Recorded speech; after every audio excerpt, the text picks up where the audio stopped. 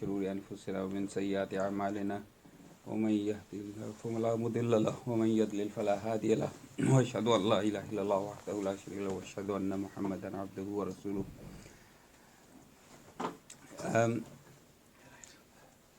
so last week we discussed, we reached up to the boycott, and before that, do you remember uh, what was the important events we discussed last week? What were the main things which we discussed? The main events before the boycott. Umar alayhi salam, how he converted to Islam, and the details when he went to. Then after that he went to, because Abu Lahab, Abu Jahl. Abu Jahl said that he'll give 100 camels to someone who can go and assassinate Prophet Sallallahu. But and then Umar alayhi salam said he'll do it, and he came home and he. So it was the major conversions, the two major conversions. One was the Prophet's uncle Hamza, and the second one was Umar. And as we discussed, that these were the two really powerful men, and their conversion really helped the Muslim Ummah. And after their conversion, the Quraysh initially had to tone down their animosity against the Muslims because they had two really powerful bodyguards. Sorry, how many Muslims? There were only, it's mentioned that there were only 34, 35 left in Mecca, because you remember that just before that there was a second immigration in which a lot of people immigrated to Abyssinia. Because, yes. Everyone keeps saying that Umar and Hamza were like really strong, but how strong? Because like Abu Jahl was strong as well. Abu Jahl wasn't the strongest in terms of his strength. He was strongest in terms of his power, that he was like the second in command of his tribe. So he was one of the senior member of the tribe, but he was very strong as well. But he was quite a strong man as well himself. Like a scale of how strong Umar was? Is there like a good comparison to show how? I mean, we don't have any comparison to show, but means he was a fighter, and he's mentioned that he was very brave. Number one, he was one of the senior members of Quraysh, so he was amongst the noblemen of Quraysh. So in terms of his power, his status, he was quite powerful. And the third thing was that he was physically quite strong. So he was like a warrior. Okay, so that's why he's such a big person. Yeah. Yeah. So he was not just physically strong, but he was brave, he was physically strong, he was one of the noblemen of the Quraysh, so he had a very high status in Quraysh, so everything combined. Okay. Same goes with Hamza as well. So Hamza was a hunter, he was very physically strong, but he was one of the senior most members of Bani Hashim, which is probably the most important tribe of Quraysh. And he's the brother of the chieftain, so that makes him really big name. So on top of that, the way I understand, I mean, I enjoyed all your lectures, by the way. Thank you, Jazakallah khair. And the last week's one, I just touched on me, kind of, I've been reflecting on it and sharing it with all my friends in my own version of it. And it's not just the individual strength. For me, the way it's a reputation.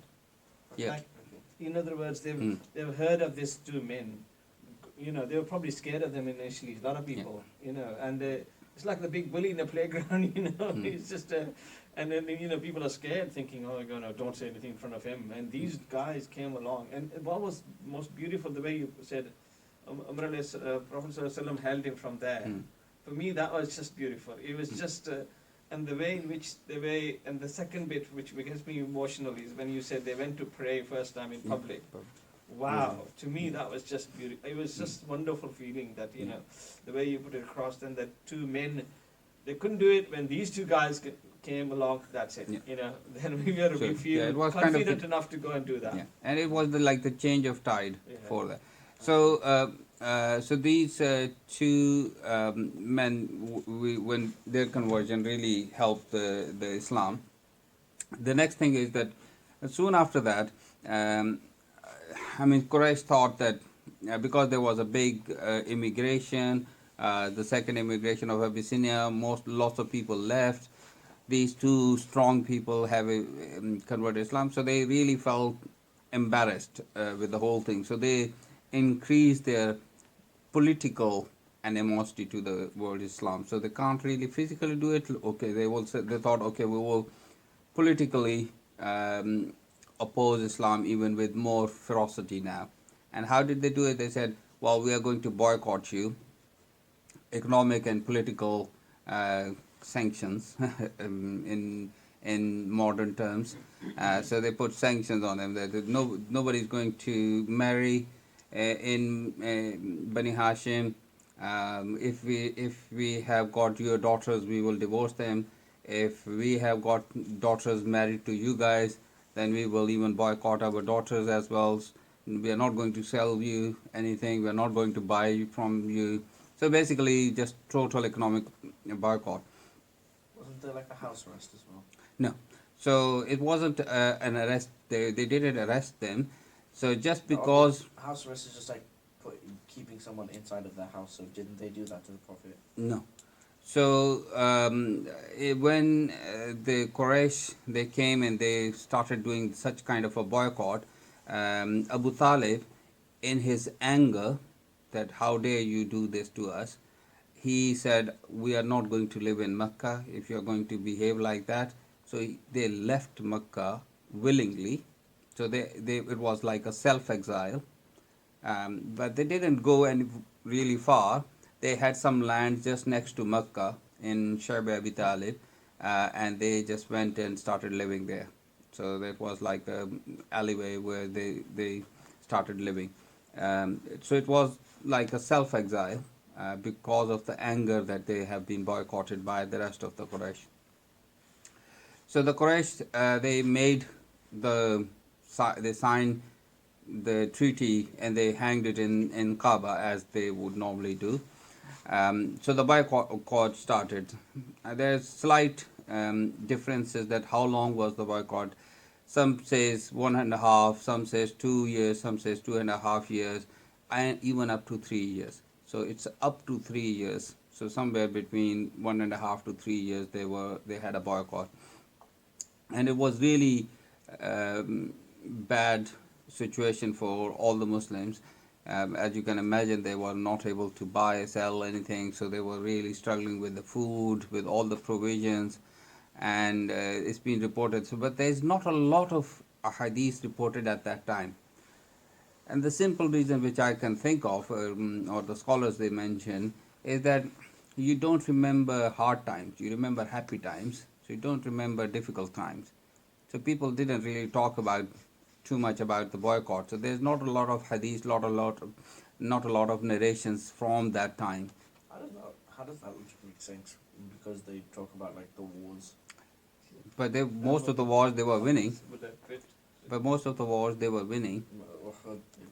Lost that one really badly. Not badly. In terms of we will come to. I'm jumping the gun now, but we will discuss that. Was that really a defeat or not? But we will discuss that. The other thing is that it's the theological way of thinking is that Allah has preserved everything which Allah wanted the Muslims to know, and if He hasn't preserved something, then it was not beneficial for us. So that's our belief. So if we haven't received any narrations about certain thing, then we would believe that it wasn't necessary for us. If it was necessary, Allah would have made sure that we have received that information. So, but there are few narrations. So there are some people who are still sympathetic with Muslims, and that's how they basically kind of lasted those 3 years. So every few weeks, somebody would send a camel without other people knowing about it. So they will just take the camel in Sharb Abi Talib, just next to it, will just smack it, and the camel would go so that nobody can see them taking the provisions, because it's a boycott, so nobody can do that. If somebody see another person helping them, he will be boycotted as well. So that's the treaty. So they would just secretly send a camel with some stuff on it, and there's few names mentioned. The two major names, one of them is Khadija's nephew. His name was Hakim ibn Hizam. So he was later on he wasn't Muslim at the time, but later on he became Muslim, and he was one of the famous Sahabis. But at the time he wasn't a Muslim, but he was obviously, his aunt is with Prophet Sallallahu Alaihi Wasallam in there. So he would send some provision, a camel. So they would slaughter the camel, dry the meat, and will keep on using it for few weeks, and then obviously it will not be enough. And then there were times when they had to just rely on leaves of the bushes which are grown in the desert, and they would just eat those things. And there are mentioned as Sahaba that our defecations were like the defecations of the goats, like the small balls. They defecate like small round balls. That's how the goats do. And the Sahaba has mentioned, there is some narration that we were defecating like the goats do. So we were just, it was because of there was nothing to eat, and they were eating shrubs and leaves and things like that. The other important name which helped Muslims in this time a lot is Mutam ibn Adi. So that's another important name, and he keeps coming back. He keeps coming back. Mutams, to remember that name. So it's one of the non-Muslims who helped Islam and Prophet ﷺ a lot. And in this instance is another one who would send some provision secretly, a camel, on top of that some food stuff, and they will just make it camel to go that way, and then Muslims, they will capture that camel, will use the stuff which is on it, and then they will dry the meat, slaughter the camel, dry the meat, and use it for a few weeks. So they basically eke out an existence for 2 3 years like that. But it comes to a point where it was really really difficult, and then there a lot of things, few things happened which in fact stopped the boycott. It was not just one thing, but there are few things which happened. And one of them is that Prophet ﷺ made a dua against the Quraysh that, "O Allah, send them upon them a famine like the famine of Yusuf," so which was really bad. Like, so, and it did happen. Makkah saw a really bad famine, and then it came to a point where they were struggling. People were struggling outside themselves, and that made them irritated that here we have got a group of people which we are not dealing with them justly. So that's probably why we have been punished like that. So they started thinking that way. And then one day, um, one of the Prophet ﷺ's relative, his name is Hisham ibn Amr, and he is from Banu Abd Manaf, which is the tribe of Prophet ﷺ, or Banu Hashim even. So he called his friend. And it's mentioned that Prophet ﷺ even was doing dawah in that time as well. So there are stories which have been narrations which have mentioned that he would go out when during the Hajj season and will give dawah to the Hajis which are coming from outside, and who were still doing dawah. So once he started, when Iqra came down, from that day till he died, he was a da'i. He never stopped. Even when we will come to the study, he's basically running away to trying to save his life from when he's doing the hijrah. So he's running away from Makkah to Medina. He's trying to save his life, and on his way, he's still giving dawah to people, and people are accepting Islam. During that hijrah, so during that journey, people have accepted Islam. So subhanallah, means he, from the day he received the wahi, the day he died, he was a da'i. He never stopped. So every day he is doing something for Islam. Coming maybe a tangent, but you say Hajj season, so obviously Hajj season was before Islam, yeah? So what sort of rituals were they doing? They were doing pretty much the same rituals which Muslims are doing, but with some additions. So they were saying the same labbaik Allahumma labbaik, but they were adding their lats and manats in them. Idols. Idols, yeah. So they were adding few extra things for their idols. Um, they were sacrificing animals for their idols. Uh, Islam said no, there can't be anything like that. So if somebody wants to do a really good Hajj, they will do the Hajj, they will do the Tawaf naked. So that kind of thing. So they were still doing the Tawaf, but they were, if you really want to do like really good Hajj, then you will do it naked. What, To even the Tawaf. women? Why? Don't know about the moment, but yes, maybe they were doing it as well. I don't know. But this been narrated. Is it like a tradition? It was just the rituals, their rituals. They used to say, It's Jahiliyyah. sorry, they used to say you shouldn't move around Kaaba with clothing which you committed sins wearing it. Yeah. So you better take it off because Okay. they don't have any pure clean ones. Good They ones used there. to, yeah, So, force them. So they used to make them off at night Yeah. when it is dark.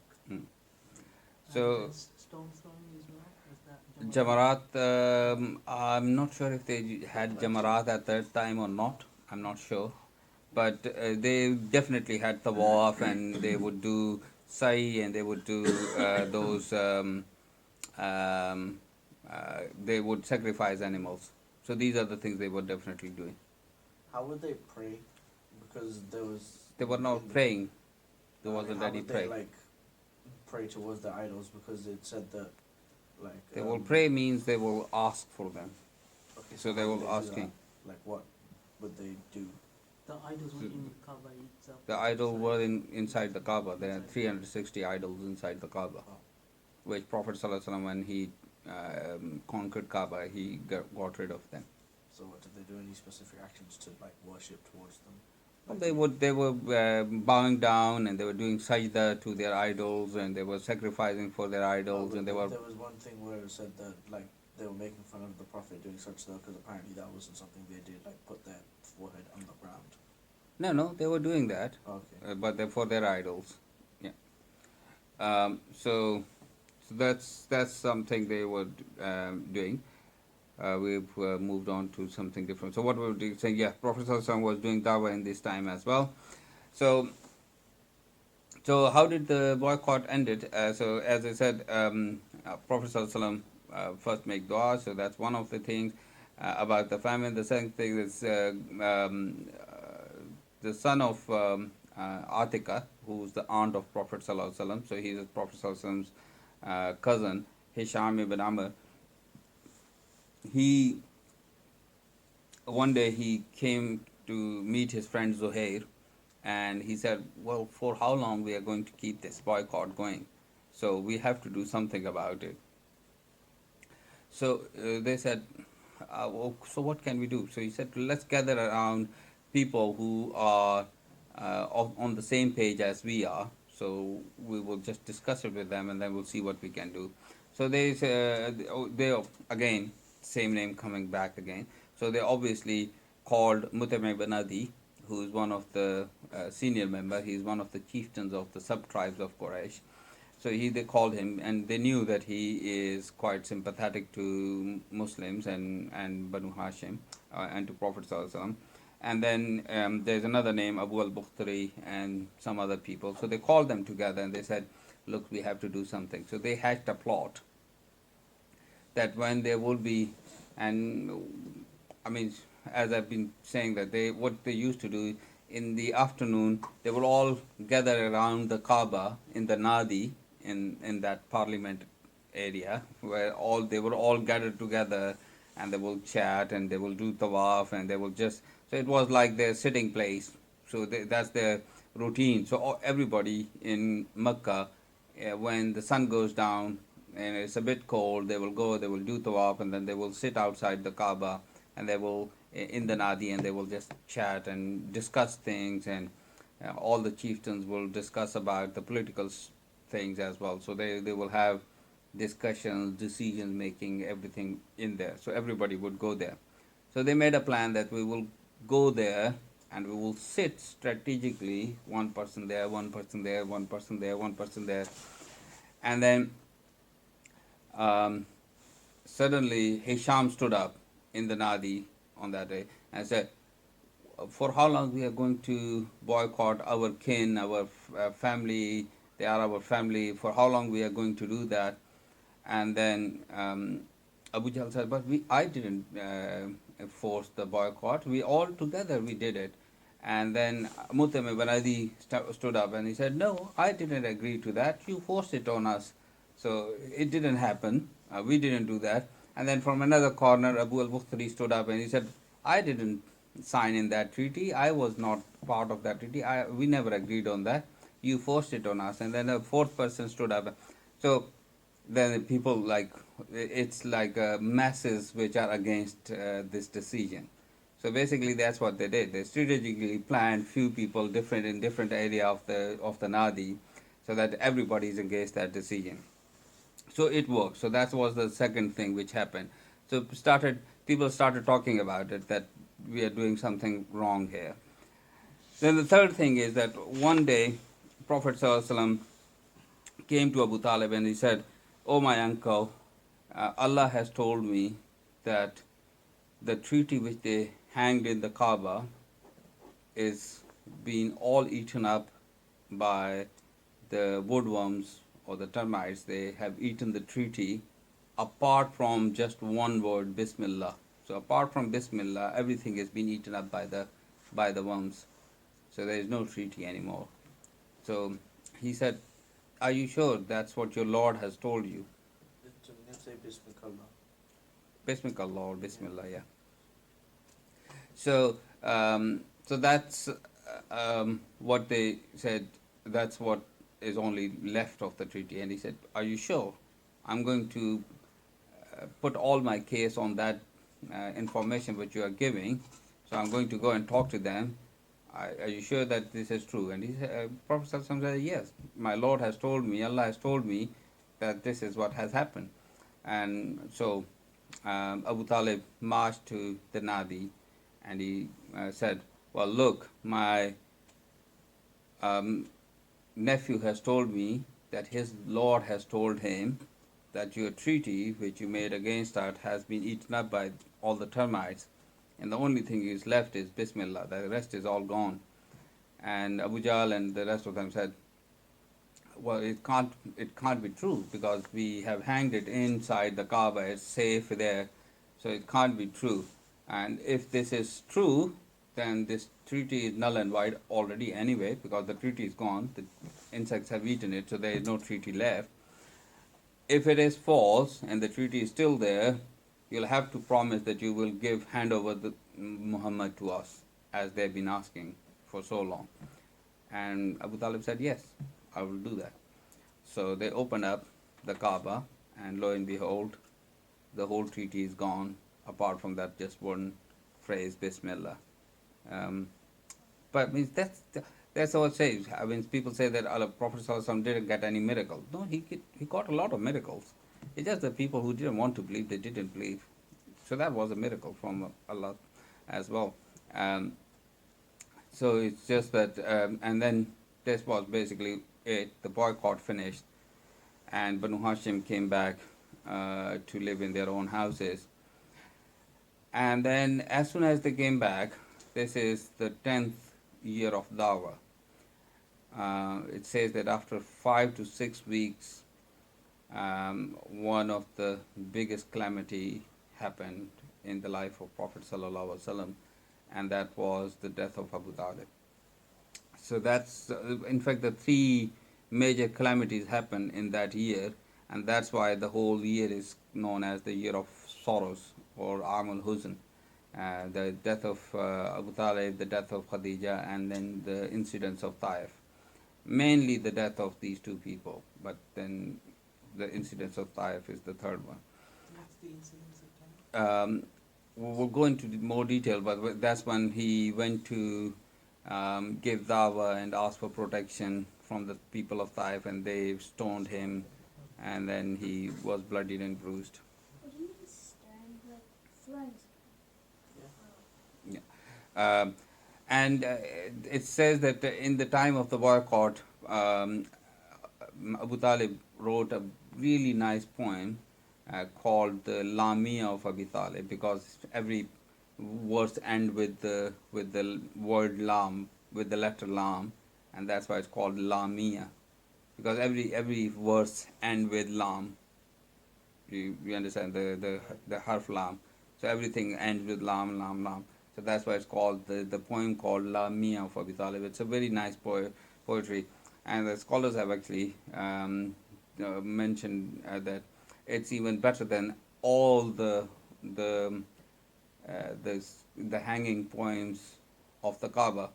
You remember I mentioned that there was some the biggest poets of the time. Their poems were hanged inside the Kaaba. It's called the seven hanging poems, and they were considered like the highest form of the literature for them. And they say Like that literature of the year. of the year of I mean the highest form of the literature will go into the Kaaba. They will hang it in the Kaaba. Seven top ones. So, but the Abu Talib's it's never been hanged, but it's the scholar says that it's the beauty of that poetry is better than any of those hanging poems of the Kaaba. Um, and Ibn Ishaq has actually recorded that poetry, but it's very advanced Arabic, so it's not something for us. So the next thing which happened is the year of sorrow.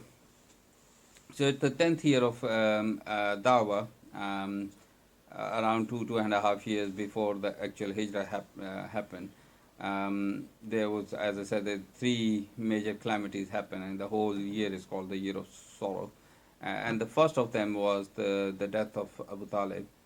Barely 5-6 weeks after the boycott finished, Abu Talib passed away. And it was in the month of Shawwal in the 10th year of Dawah. And this is the narration in the Bukhari says that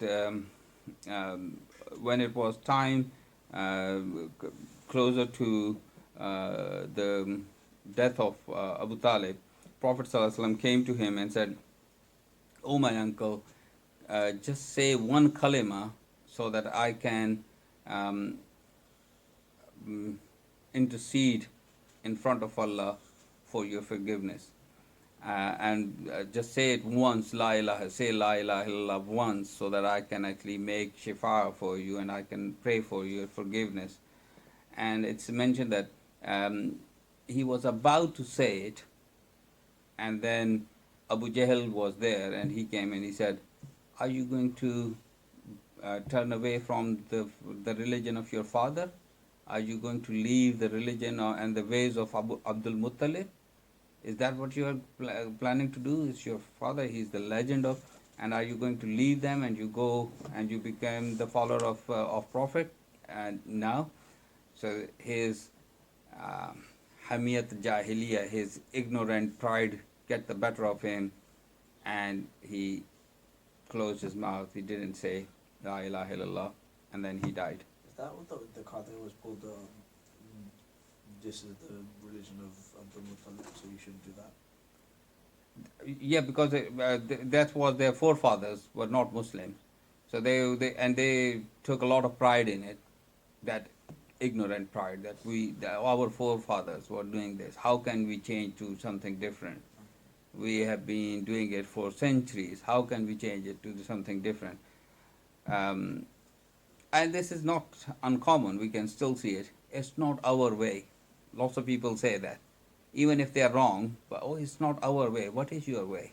Just because somebody has been doing this for your families and your forefathers been doing something, it doesn't mean it's the right thing to do. Culture. It's the British culture, yeah. I wanted to. I was trying to avoid giving the, but you brought it up, yeah. So it's our way. So they keep on saying that thing. So. Wait, when you said he died, did he say that he's not going to die, and then he died straight after that, or did he? He just never said La ilaha illallah. No, like you mean like when he said, I'm not going to say La ilaha No, illallah, not necessarily straight after that, but yeah, There is soon a after. narration which wasn't strongly reported that Al-Abbas ibn Abdul Muttalib, he said to the Prophet ﷺ later, he said, the words you wanted him to say, he said it. Yeah, because the people, we can't really take that one because No. Abbas has got another narration which is authentic, more authentic. I will bring that in a minute, inshallah, which kind of goes against that one. So What do you mean the British culture? You're saying I will what? leave it because we don't have much time to go into that tangent. So he died not a Muslim. He never died as a Muslim, no. So a narration. I mean, there is another narration which again tells us that Ali Radhiyallahu Ta'ala anhu, he came, and that kind of tells that Prophet Sallallahu Alaihi Wasallam was pleading with him to say La ilaha illallah, and then he left and he went away. And then Abu Jahl and whoever was there, they kind of make sure that he doesn't say that by inciting his Jahili pride. And then he passed away and Prophet Sallallahu Alaihi Wasallam wasn't there. From this narration of Ali Radhiyallahu Ta'ala anhu, there is a hadith in which Ali Radhiyallahu Ta'ala anhu came and said, your uncle has passed away. So he told Prophet Sallallahu Alaihi Wasallam, your uncle has passed away. And in one of the narration, he said, your misguided uncle has passed away. And that shows his anger. He didn't even say, my father has passed away, because he was so disappointed in his own father for not accepting Islam. So his anger got the better of him, and he came and he told, like, your misguided uncle has passed away. So Prophet Sallallahu Alaihi Wasallam said, I mean, it shows that he's hurt. Ali Radhiyallahu Ta'ala, he's hurt. He really wanted his father to accept Islam, and he didn't. So that's, I mean, the way he was saying it, kind of, you can feel that the pain which he's feeling, because this is at the end of the day, it's his father. He wanted his father to be a Muslim than anybody else. So Prophet Sallallahu Alaihi Wasallam said, go and bury your father. And he said, how can I do that? But he was not a Muslim. He died as a kafir. I can't. The Prophet Sallallahu Alaihi Wasallam said, no, go and bury your father and don't do anything, come straight back to me. And so Ali Radhiyallahu Ta'ala went, he did the ghusl himself and covered him in the shroud, put him in the grave, and then came straight back. And it's been narrated that the dust was still on him, and Prophet Sallallahu Alaihi Wasallam removed the dust from Ali Radhiyallahu Ta'ala himself. So he cleaned him up, he removed the dust, and then he made a lot of dua for him. And Ali Radhiyallahu Ta'ala said that I won't give that dua which Prophet Sallallahu Alaihi Wasallam did for me for in return of whole of the dunya and what's in it.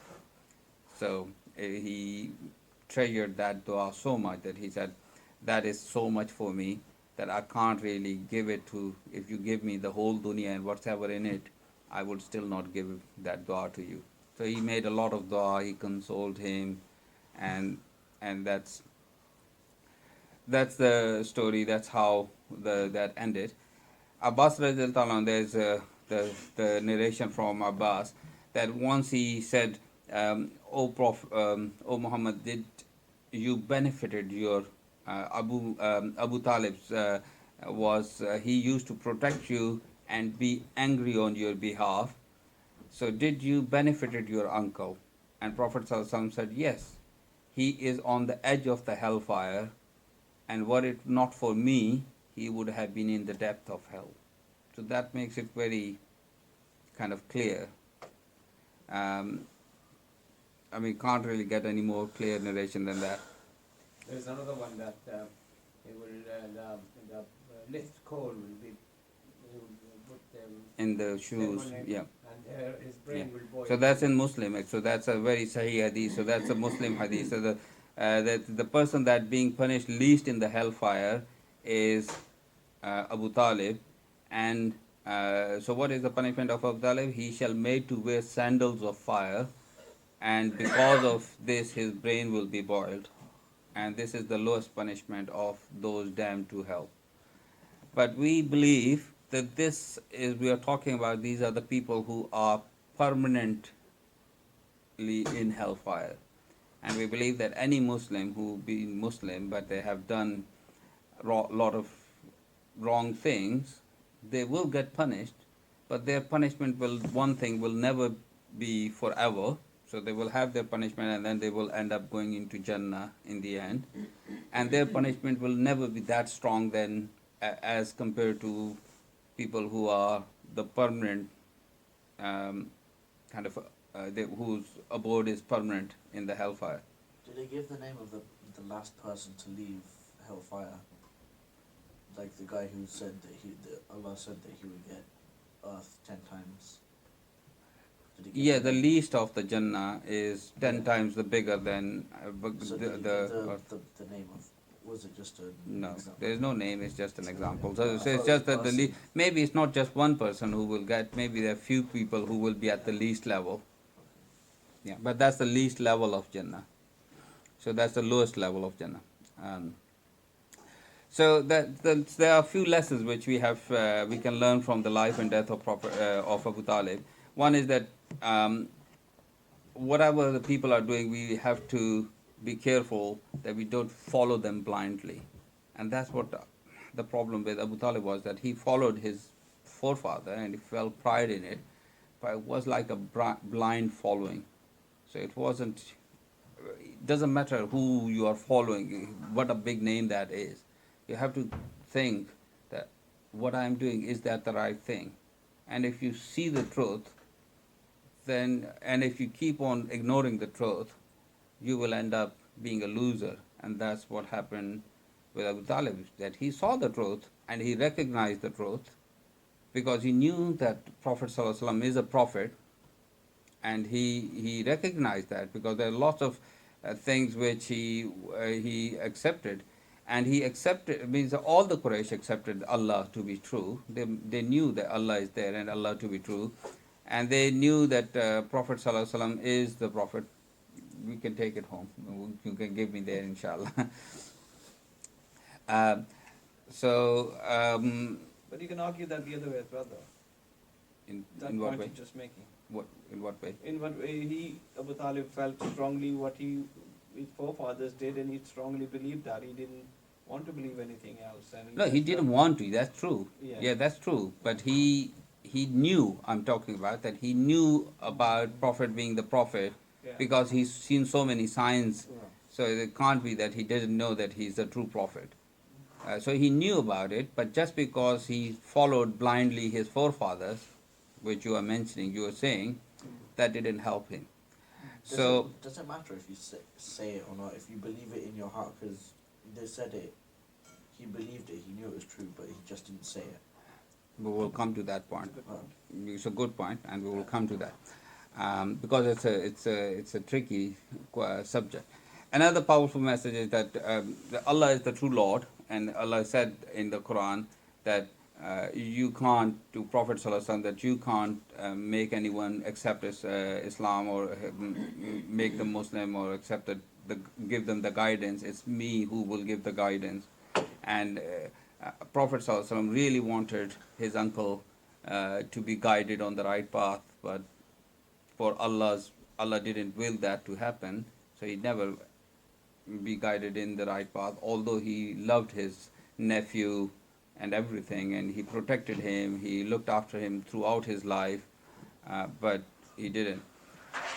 The other thing is that Allah has affirmed the love of Prophet ﷺ for Abu Talib, because it says in the Quran that you loved him to be the ones you love, you wanted them you can't guide whom you love. In the Quran it's translated as that it's Allah who will guide the person. It's not that you can guide the person who you love. So that's the words have been used.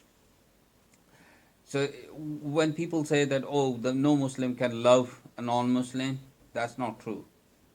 That's one of the examples, and there's many more.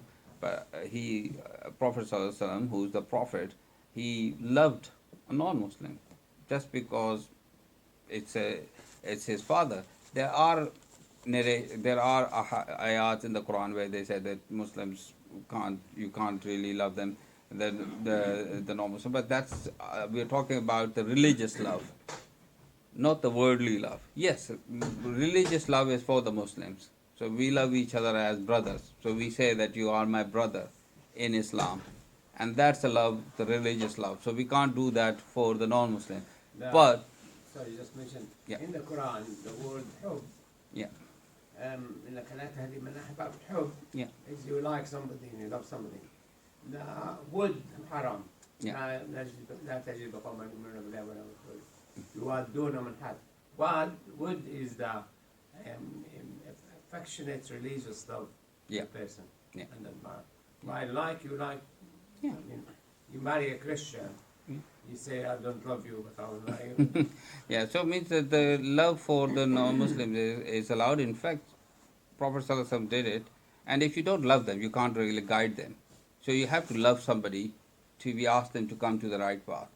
If you hate somebody, why would you want them to be successful in this life or in other lives? You have to have a love for them to try and save them. And that's what Prophet ﷺ did. But what if they're like, you still want to guide them? Like, one person? Yeah, because you still love them. They are mean, but you still love them. You don't hate them. Love is a strong word. You don't hate, you don't despise them. Yes, if You can't love just some like a random no, person. you hate their actions, but you don't hate the person. Okay, so then you don't hate them, but you So don't. yeah, so you don't love their actions, but you love the person. That's why you, as a human being, so you love every human being, don't you? You don't want to harm them. Okay, Does that love, make again, love is a sense? strong word. You don't. Hate Yeah, I them. mean that I'm just saying the word love, but that doesn't mean there's a different levels of love. Okay. So the way a father would love their son is a different to a human being just having a love for another human being. So you are right on that. So that's a strong word, but it has got different strength depending on which context you are using it in. The word that Islam used is wood, not love. Hope is love. Wood is you are like, affectionate to the person. Do you mean like The not word is love hug. them, but like you like Should care we for just them? leave this point? We just want to finish quickly. We'll come back to it, inshallah. Otherwise I won't be able to finish this. Let me quickly, because I know that it's almost 9 o'clock. It's 9 o'clock actually, not almost. So the other thing is that had he converted, had Abu Talib converted to Islam, that's kind of Allah's plan. If he would have been converted, he would have been not been able to stay the chief as he was, and if he wasn't the chief, then he wouldn't have been able to protect the Prophet ﷺ as he protected. So he not accepting Islam benefited Prophet ﷺ immensely in a way, because he remained the chief, and because he was the chieftain, he could protect the Prophet ﷺ. So that's Allah's wisdom, and Allah has His own ways, so we can't really question anything. It's all about balance, isn't it? Yeah. So the other thing is that that's the question you were asking. So another benefit is that the belief in Allah is more than just acknowledging the truth of Prophet ﷺ. So that's what he knew, and he acknowledged the truth. And that's why some scholars says that if somebody, what's the difference in Abu Talib, who knew Allah and who knew Prophet ﷺ to be prophet, but then he didn't really, we can't call him a Muslim just because he knew the truth. We can't call somebody a Muslim if he knows the No, truth. but there's a difference So between you knowing have- it and believing it. Didn't he believe it? Not in that sense that he submitted to that. Okay. So you have to submit to that knowledge to become a Muslim. So that's the reason someone who says outwardly or verbally that he is a Muslim, but he doesn't do anything which he is required to do as a Muslim throughout his life, what's the difference between him and Abu Talib? One of my teachers said that the fact that Abu Talib didn't believe, it showed that the acceptance of Muhammad's message, sallallahu alaihi wasallam, it's because they loved Muhammad, not because he's The member of the Prophet. family. Yeah. So if they supported him, became Muslims because he's our guy, Yeah. then it's not the message which Yeah. attracted you. Yeah. So although they hated the message, they didn't support Muhammad sallallahu alaihi wasallam, but those who became Muslims because they loved the message and the Prophet. So you have to submit to Allah first, and then the Prophet. So you have to submit to the message which is coming from the Allah, and Prophet ﷺ is just the messenger. So he's just bringing the message, and that's why you love the Prophet as well. But it's the Allah who you have to submit to first. So submission is important, not just saying I'm a Muslim and then don't do anything which Islam asks you to do. You have to submit to what Allah wants you to do. But that's a very deep topic and different discussion, so won't go into too much detail. The danger around, as in English says, that you are known by the company you keep. So if you have got people who are around you who are not really good, you will follow them. So you will be like them. And that's what happened. Abu Jahl, in the very end, managed to persuade him not to say what Prophet ﷺ wanted him to say.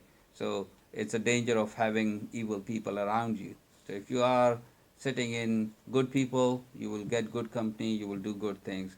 If you are with brothers who are musalli, who come to pray, they will bring you to pray as well. So they are coming, say, oh, it's Namas time, let's go to pray. If they don't pray, and they spend their time doing whatever they want to do, and if you spend your time with them, one day you will say, oh, I need to pray, and you will pray. The next day you will do that. The third day you will say, well, I feel awkward just doing it alone, but nobody else is doing, so you might actually miss the pray. So that's why company is very important. So you want to be with the people who will push you to do good things rather than the other way around. So there's a fake benefit as well, that if somebody has got non-Muslim family, they can definitely kind of attend the funerals of their non-Muslim family member, like Ali Razal has been asked to do that. But yes, if they are doing some rituals which are non-Islamic, then you should not include yourself in those rituals. But other than that, yes, you should be able to go and attend the funeral and meet the family members and everything. So like if somebody has got a family which are Hindu, so they burn there. So you can't go and be a part of burning, But no, because I've that's been to- non-Islamic. Well, I've been to cremations a few times. Yeah. Or somebody else who's doing the cremations, yeah. Yeah, so you in that particular time you stay back, and you don't go and involve yourself in that They particular. just press a button, it goes through, the coffin Yeah. goes through. So, but the rest of the gathering and people where they are gathered and they go and do something, then you can go and be the part of that. So it's not a problem. Wait, no, I'm just curious. What's the different ways of performing a burial? Because the cremating there's actually burying them. Are there any No, other different- for Islam, there's just No, one just thing. Generally. For Islam, there's just one thing, burial. But other than that, people used to do a lot of things. They would throw them in the sea. They would leave them for the animals to eat. So cremation is one of the things. Burial is another thing. So lots of things. I mean, there are places where they just dissolve them in acid because they don't have any space. So just put some acid, dissolve the body, disappear. For the burial. For sea, Islam, if it's you just die in the burial. sea, you have to, if somebody dies in the sea. If they die in the sea, you can't recover the body. Then that's their grave. I mean, you don't need to go keep diving and put yourself in danger to find that body. That body is gone. Usman bin Laden, they pushed him in the sea. Well, that they didn't want to go and give him a burial. So because they were not happy with it. People would have made a tomb on it. Anaerobic germs become active, Yeah. and they bloat the body, and the body floats. Yeah. So I mean, the dead body tends to get up on the surface. But if if somebody has gone, then it's gone. What can you do about it? So that's why sometimes they do janaza bil ghaib. So if you can't find them, you just do the janaza bil ghaib. Okay, inshallah. I wanted to do a bit more, but we'll finish here. Inshallah, we'll do the rest of it next year, next week, inshallah. Next week, inshallah. Okay. سبحانك اللهم وبحمدك أشهد أن لا إله إلا أنت أستغفرك وأتوب إليك. جزاكم الله خير. السلام.